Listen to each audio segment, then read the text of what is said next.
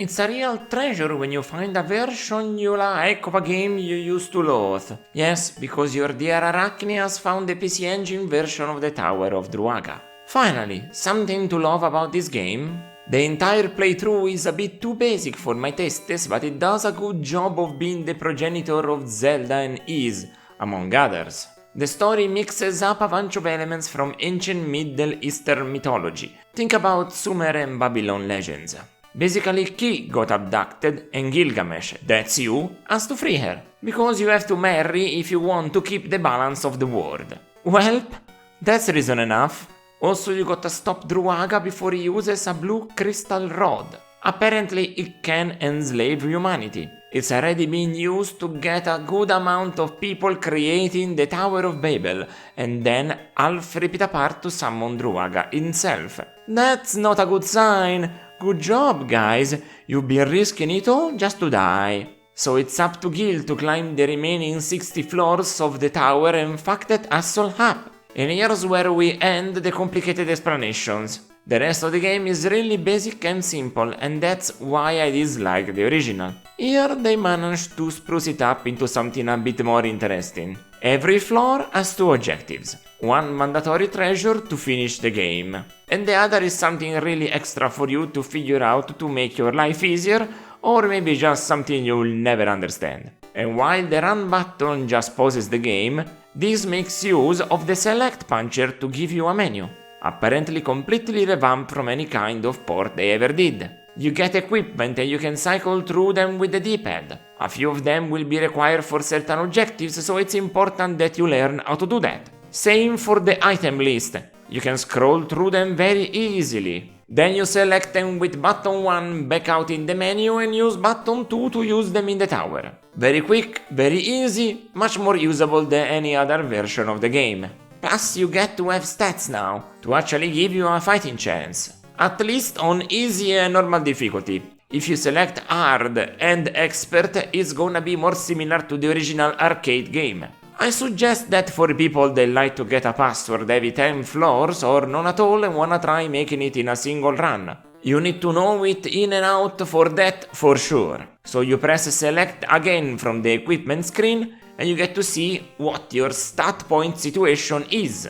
Also, each time you complete a floor on easy, you get 1 to spend and how many your equipment gives you as base to go from.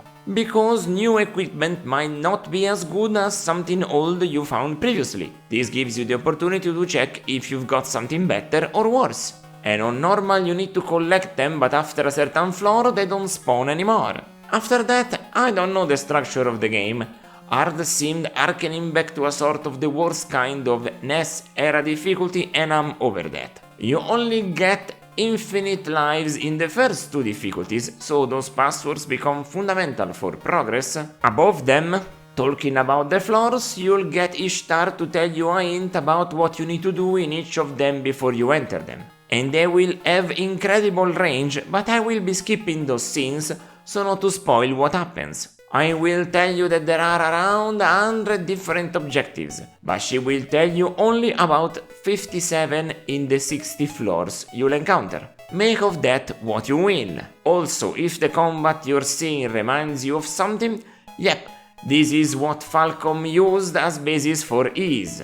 Even if in this version you can sheath your weapon, you keep button 1 pressed to be a prototype add-on and then you release it to put it back. This is useful for a variety of reasons, but also because, for certain foes, it's better to not have your sword always out, but to swing it instead. So, as you can see, nothing revolutionary, but I prefer this than the quarter-eating design of the other ports. There's a reason why almost all arcade games on this channel are from the 90s and after, don't you think? Now, all that remains is the technical aspects of it, and I gotta say, they're pretty serviceable.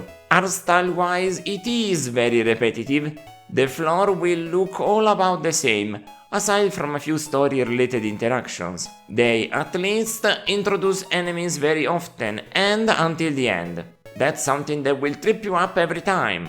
But you'll understand very quickly, and especially on contact, what they do and how to deal with them. Or to avoid them entirely, since there's a few invincible types. Music was also pretty sparse. You get a nice intro theme and one for the ending, but the main bulk of the game is spent listening to two tunes. You get one for the majority of the floors, a theme designed to push you forward, and then a scary composition for when there's a boss in the room with you. It's fine only on the lower difficulties because the playthroughs don't last so much. I couldn't imagine playing this one on expert with such sparse soundscape. It sounds dreadful to me, but since it gives you options, I took the most enjoyable ones, and I think in those occasions the Tower of Druaga is a 7 out of 10 title.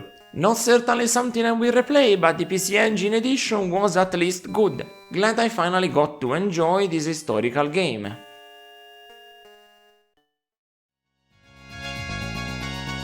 If you wanna see me play the games that I will review plus some extra stuff, catch me on Twitch at Araknie Retro. It's my natural habitat, you see. Until next time, ciao ciao!